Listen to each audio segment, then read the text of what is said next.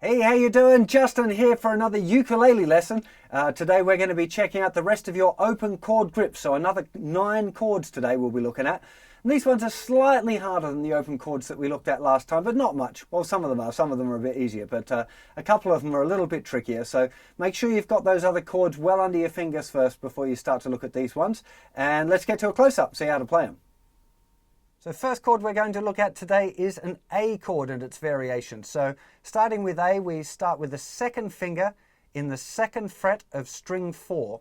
Then we put first finger, first fret of string 3. And the other 2 strings are open. So second fret, first fret, open, open. Okay, very, very easy chord, this one. Next one is one that we looked at in the intro to uke playing lesson. We just lift off the first finger and we've got our A minor chord. Okay, so second fret, open, open, open. Doesn't matter what finger again. You know, start with the second finger, but it really could be any finger. It doesn't really make much of a difference. So, and the last one of the A's is the A7. So now we've just got the first finger in the first fret of the third string. So open, first fret, open, open. Almost certainly you'll be using your first finger for this, but you could try other fingers if you thought it was going to be easier. Okay, so that's an A chord. Very, very funky little chord. Okay, let's move on to E chord. Now, E is a little bit difficult. Well, not difficult, not terribly difficult, but a little bit tricky. So we got first finger, first fret of the 4th string. Then little fingers going in the 4th fret of the 3rd string, and second finger is going in the 2nd fret of the 1st string, and the 2nd string is open. So first fret, 4th fret, open, 2nd fret. Feels a little bit awkward, this shape, even for guitar players, because it's not a kind of a common guitar shape.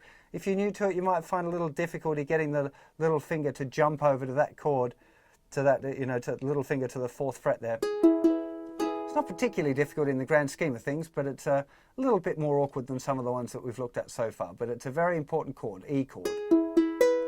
Okay, let's look at E minor now. So quite a lot easier actually. So we've got nothing on the 4th string, 3rd finger on the 4th fret of the 3rd string, 2nd finger, 3rd fret of the 2nd string, and 1st finger in the 2nd fret of the 1st string.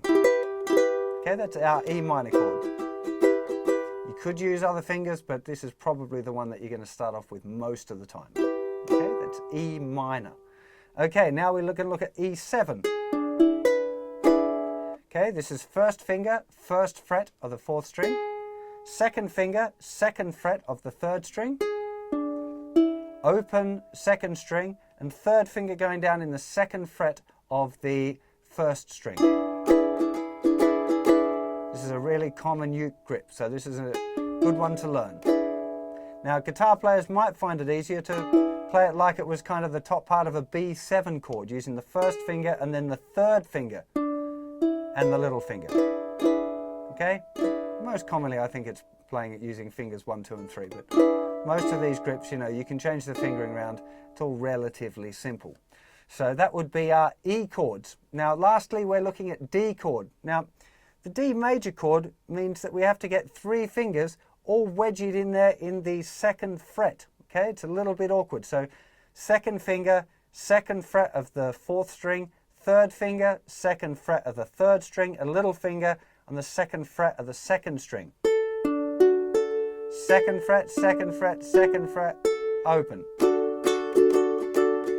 Okay, again, it's a really common chord, but it's just a little bit tricky. It's just getting your fingers to cram in there. You could use fingers 1, 2, and 3, but I really struggle with that to try and get my fingers in there. You could use the kind of an A grip that I teach in the beginner's course of using the 2nd finger on string 4, 1st finger underneath on the 2nd fret of the 3rd string, and then 3rd finger on the 2nd fret of the 2nd string. But again, it feels quite difficult just because those fingers are a lot bigger. So I kind of recommend in this instance using fingers 2, 3, and 4. But again, you might try some other stuff. I see some guys doing it as a little bar. Like that, you can get away with that sometimes. using second fret open, but you have to find your right length of bar there, which can be a little bit tricky. I tend to play it like this myself. You know, it's up to you to find what works for you. Now the minor chord, D minor, for guitar players it'll look a little bit like A minor. We've got second fret, first fret open. So it's second finger in the second fret of the fourth string, third finger, second fret of the third string, and first finger, first fret of the second string. Okay, it's D minor. And lastly, we got D7, nice and easy one to finish off with.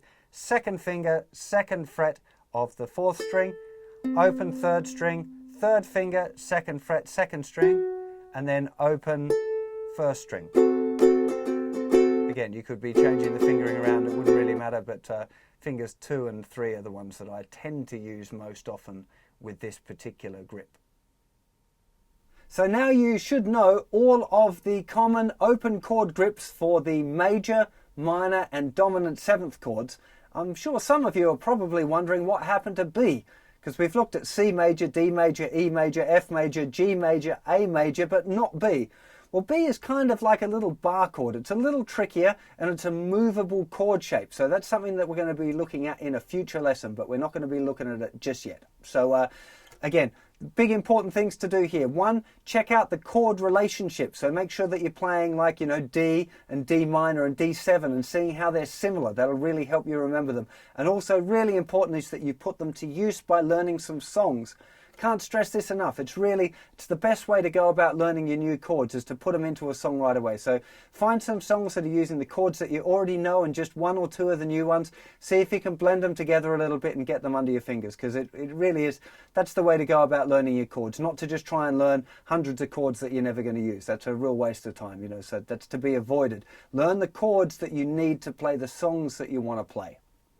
That's what you want to be at. So, I hope you have fun with all of those new chords, and I'll see you for plenty more guitar and uke lessons very soon. Take care of yourselves. Bye-bye.